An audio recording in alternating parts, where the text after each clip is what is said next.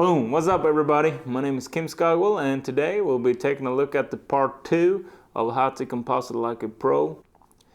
This will not be a regular tutorial because my computer decided not to work properly when I was doing the screen recording. So I will most likely not be posting any content for the next couple of weeks to come because I'm going to sell this computer, build myself a new one, and then make a tutorial review / type thing about that too.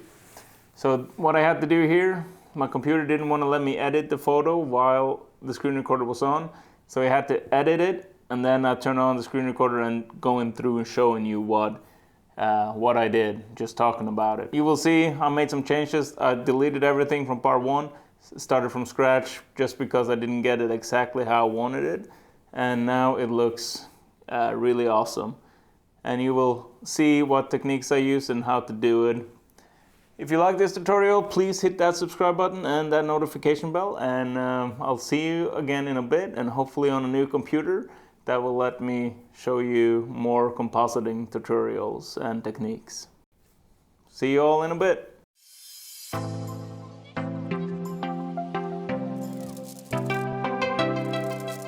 We're back inside of Affinity Photo again, and this is part 2 to how to composite like a pro. So as you can see on part 1, I just couldn't get it the way I wanted it to look. It didn't look quite real. So I started over again, and this time around my screen recorder did not want to work while I was editing the photo, which kind of sucks. The computer just froze up. I couldn't do editing or anything. Nothing worked. I was like a minute delay on everything.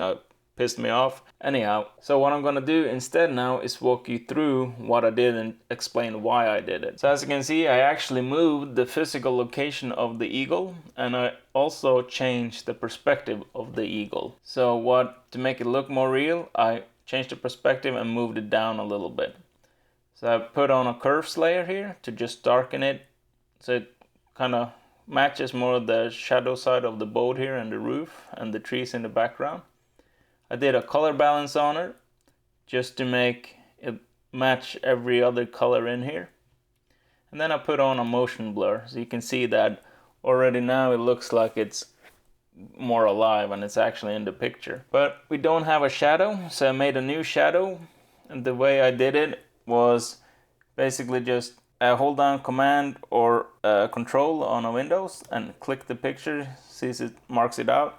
You pick a shadow color from over here, you paint it, and then you just drag it down, and I'm gonna turn on the shadow layer right now. So here you can see the shadow once it was done. So what I did here was I dragged it down, made sure I'm matching the lines up here about where to place it. And then we added on some motion blur here. You can see that already looks better, but the feet are closer to the water than the actual wingtip up here and the wingtip up here. So we need to fix that. So what I did was I made a mask, and then I went over and used the gradient tool and gradiented it out. So you can see it less visible the further away from the surface it is, and more visible the closer it is. So that was basically the eagle. But you can see this eagle here, it's hunting for something. It's gonna fish in the water, so you kind of need to see something here. And because of the way this sunset is coming down here, this ocean has a lot of color, and we have enhanced the colors a lot more. This is more like what I believe I saw it to be when I took the picture. The camera just didn't capture it all the way I think it looked to me. So we enhanced that. So what we need to do now is add in fish, jumping fish right here. So I cut out some fish, put them in there, changed the perspective on them again. As you can see, there's quite a few layers down here. So a couple of masks, that's how they actually looked. So I made a mask on it, and I made a levels adjustment just to tone them down a little bit. Then we went in and added in some water splash, because still water, something jumping out or going back into the water will make a splash. Change the perspective on it, make it look pretty real. But to sell the effect even more, we need to have some water ripples, and this effect is really subtle.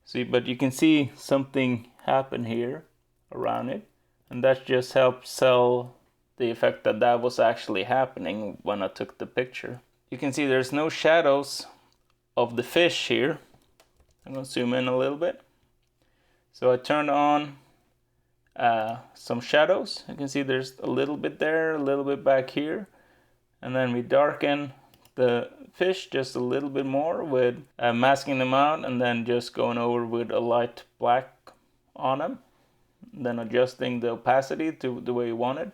But still the shadows aren't really working, so I made a couple of more. And then, so that you can see now it looks a whole lot more like they're actually jumping through the water here and the eagle is hunting them. And then all this other stuff here, the coloring in the background we had done in the last one, I haven't changed any of that. The only thing I did, I made, if you look closely here on the lighthouse, I put a light in it, I fired it up. I added some seagulls up here just to make the picture a little bit more interesting. And then I'm gonna put in a light leak light right here from the sunset, just to help sell the effect a little bit more, and you can see what's happening. And that is pretty much it. So my best tip to you is, if you're struggling to get the perspective right the first time, just regroup, start over, and attack it from a little bit different perspective. And as you can see now, if we go full screen here, this looks pretty good. So you got window, toggle full screen, and then I can hit tab again just to get everything out.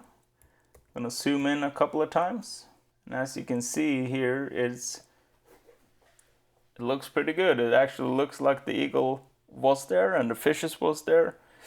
These seagulls up here, there's a light on here, and if you zoom back out again, you can see it looks great. And that's how I envisioned it when I took this photo. The colors and everything is pretty similar to what I think I saw, or what my eyes made me believe I saw.